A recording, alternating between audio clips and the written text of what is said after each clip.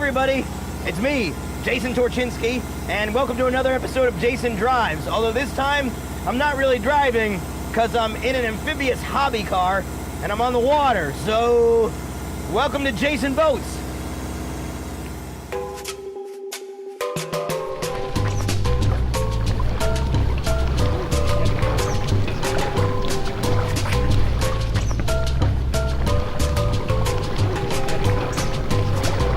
So this particular hobby car is the model 612, B612 actually. That number doesn't seem to have anything to do with the engine. It's not a 6-cylinder, it's not a 1.2 liter. It's called the B612 because that was the number given to the asteroid that the Little Prince of the famous book, The Little Prince, lived on. They built in France a huge factory to build these cars, which at the time sold for about 50 grand. Translated to now, these things would have gone for between like $95,000 and $100,000. It's just such a strange choice. You don't usually think, let's make $100,000 amphibious convertible mid-engine vans. That's usually not at the top of the list in the brainstorming session. There had to be some niche that they were eyeing of very wealthy people who had estuaries, and maybe they lived on an isthmus and had to cross a canal, and they wanted to do it not necessarily with style, but with notoriety. A big part of me wants to be as much like them as possible.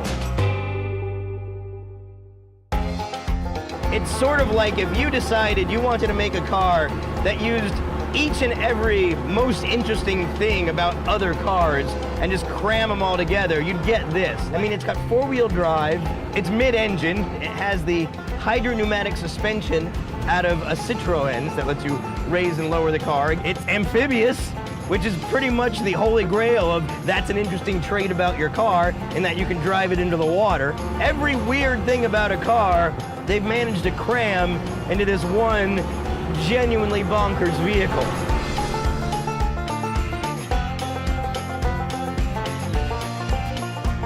They seem to take like a special delight in adding more stuff for water and land use. And servicing this thing, I'm told, is a nightmare because there's no good access to anything. You pretty much have to take the body off to do any work at all. I haven't really lived with this thing to know how useful it would actually be, but I can imagine situations where I've decided to live on an island in the middle of a placid lake, and I still need to commute to my job as a person who receives money for being an idiot. Then this thing would be kind of ideal.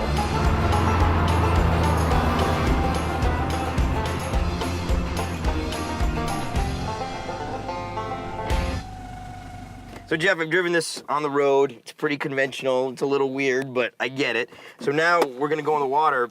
Why don't you just show me what everything does? Okay.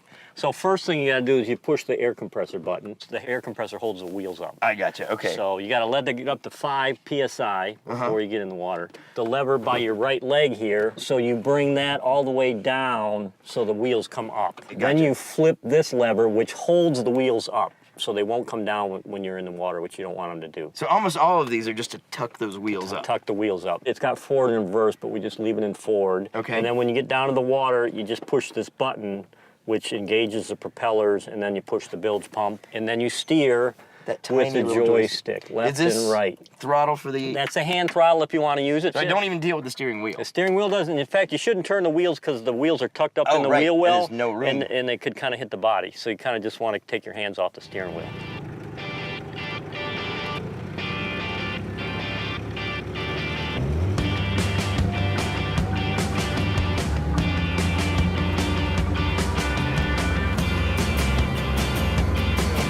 Heading over into the lake, and there's the suspension's at the lowest setting, and it's very, very crazy bouncy.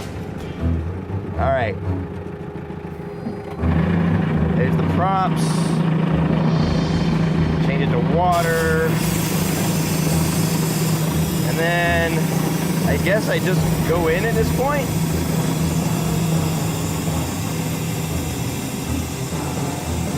Here I go. All right, it seems to have worked. All right, so I'm driving around here in the hobby car in the water, and it's very bizarre. You don't steer with the steering wheel. I'm steering with this tiny ass little joystick, which looks a lot like the kind of joystick I had on my old Apple II. I also want to point out that our camera car right now is possibly the coolest camera car we've ever had. It's an Amphicar. You have no feedback. You're basically hitting this little joystick that's actuating these little vanes on the jets that this thing has got propulsing it. It's like whenever you hit the joystick right, it sends a little politely worded letter to the vanes that control the thrust. It says, hey, if you guys feel like it, how about going right for a little bit? And then the vanes think for a little bit. Half the time they say, no, we're cool. We're okay going straight. Even cars that are far more valuable than this, if I drive them into a lake, you're pretty boned. You take a Bugatti Veyron, I don't care how much more engineering went into that, although for this crazy complicated car, probably less than you think. But I drive it into a lake, and then you're like that guy chasing that pelican that he says he saw. Look at these poor chumps towing their boats into the water. They have to come back and retrieve their cars. I have nothing but pity and maybe a little bit of contempt for them.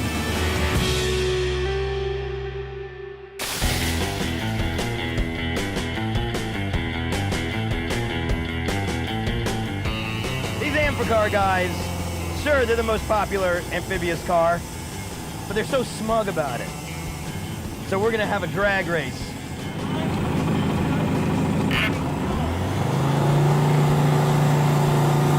Come on, hobby car. Man, we're full throttle. Well, okay, Amphicar is beating me soundly. This is bullshit. I'm in a diesel with twice the horsepower, probably well over twice the torque of that thing.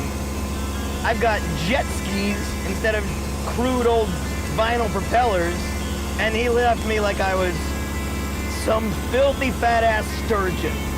We're gonna challenge the Amphicar to a drag race on land. See if maybe the hobby car can regain a little bit of dignity.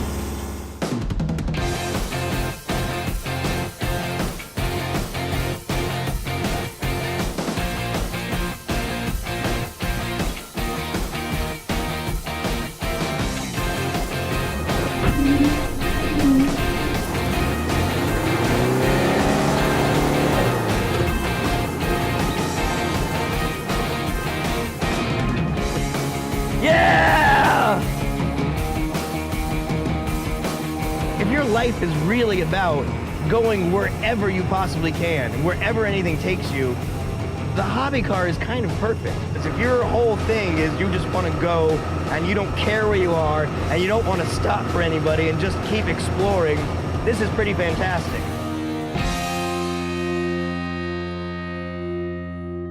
You gotta have a need to just drive into water for fighting some sort of placid water crime.